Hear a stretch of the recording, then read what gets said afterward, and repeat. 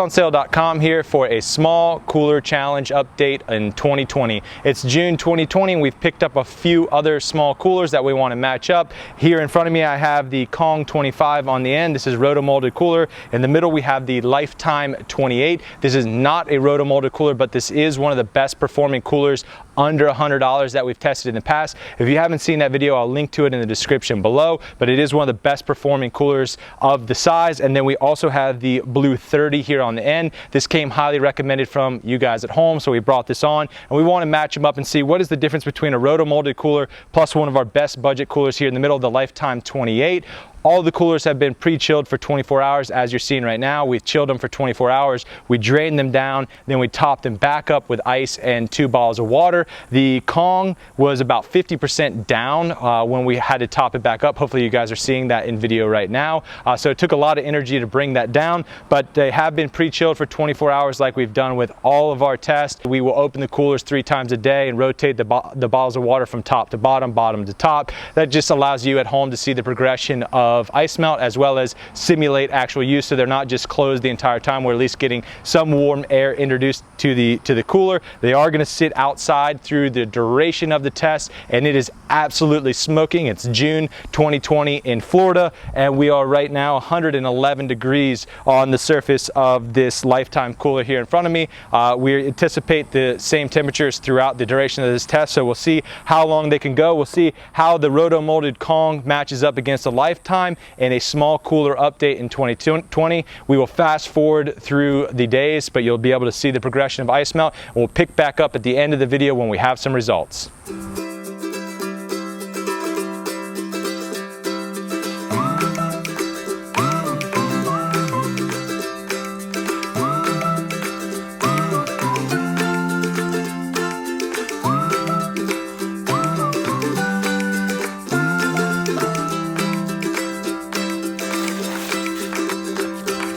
Degrees on the outside, 50 on the inside.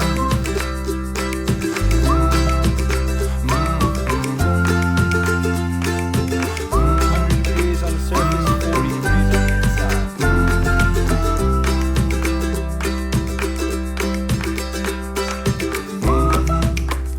Considering the temperatures, it didn't take long to reach the end of this test. 4 full days is roughly what we run. I'll give you the breakdown real quick. 3 full days, the Lifetime 28 here in front of me went. Just under 4 days is the Blue here on my left. And the winner of the Small Cooler Challenge 2020 update is the Kong 25, and that is the smallest cooler in the test. That went 4 full days. It had a little bit of ice at the 4-day mark, so a little bit over 4 days. Right now in front of me we are reading 104 degrees on the surface of this Lifetime, so it has been extremely hot throughout the duration of this test. So really solid performance considering the size of these coolers, and it definitely does make a difference with a roto-molded cooler versus a non-roto-molded cooler like this Lifetime in front of me. Yes, the Lifetime performed really well, but you do get that extra performance out of a roto-molded cooler, and that's why you see the price difference. Before I sign off here, I want to do one thing that a lot of people have asked for, and that is a leak test.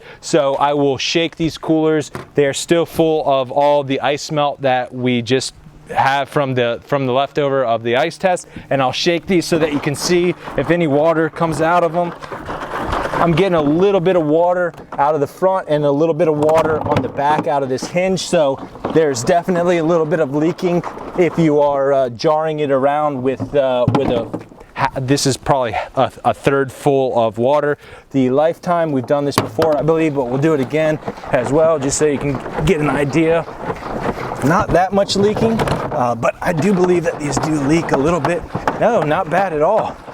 Not much leaking at all out of the Lifetime 28, so that's good. And then we'll move on to the Blue cooler.